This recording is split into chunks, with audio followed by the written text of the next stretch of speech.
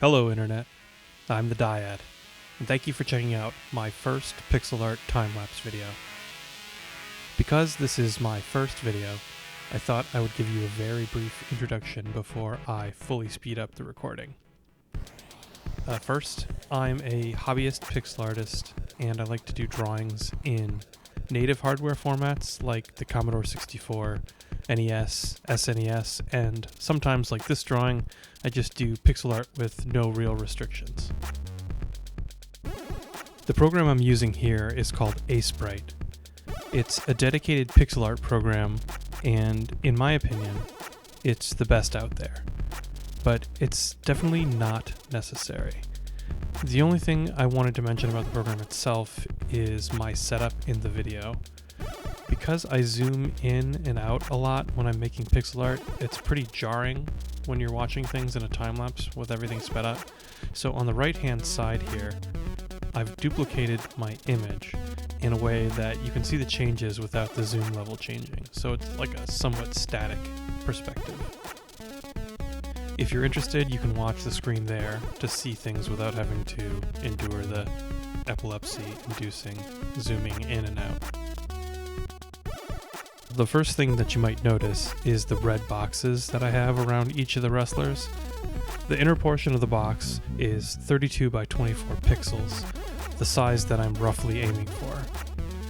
As you can see from the characters, many of them poke out a little bit on the sides or on the top or bottom, but that's just because I'm being pretty loose with my restrictions and I'm not really worrying about it. From there you can see that I like to start with a silhouette of the character.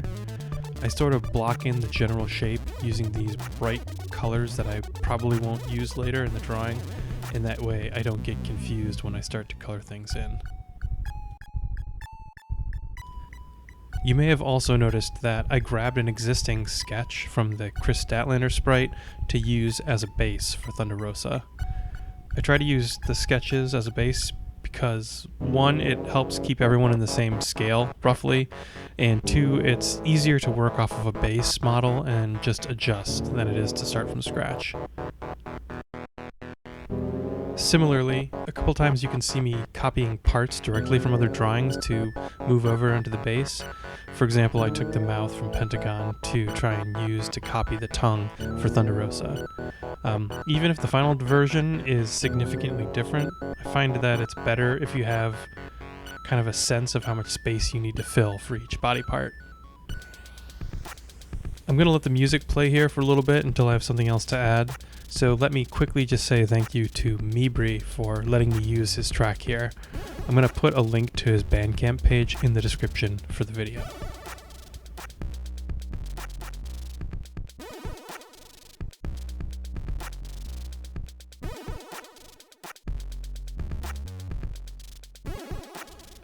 Here I struggled to get the right balance of black and white for Thunder Rosa's face paint. To have it read correctly at this resolution took a little bit of trial and error for me.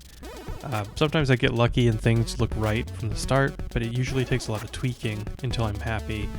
There's also kind of a lot of geometry to her face paint, so it just took a lot of little back and forth to get satisfied with it.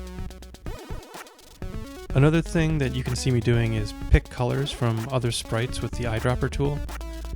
I want to do my best to share colors between everyone, and I have a shared color palette for all the wrestlers you can see up in the top left there. But again, I'm not being very strict. If you look up there, you can see the colors have a lot of redundancies. There are several that are really close to one another, and I could consolidate them if I were going for a true hardware restriction. For example, this style is probably closest to the SNES or possibly the Game Boy Advance, and as an oversimplified reference, to run legally on the SNES, the system needs the sprites to have no more than 15 colors with a transparency color as the 16th. It's a little bit more than that because there's a series of different palettes that you can swap in, but generally you want to be under 16 colors, including one for transparency to be legal. Also, just as an aside, the attire that I'm using for Thunder Rosa here comes from the November 5th, 2021 episode of AEW Dark.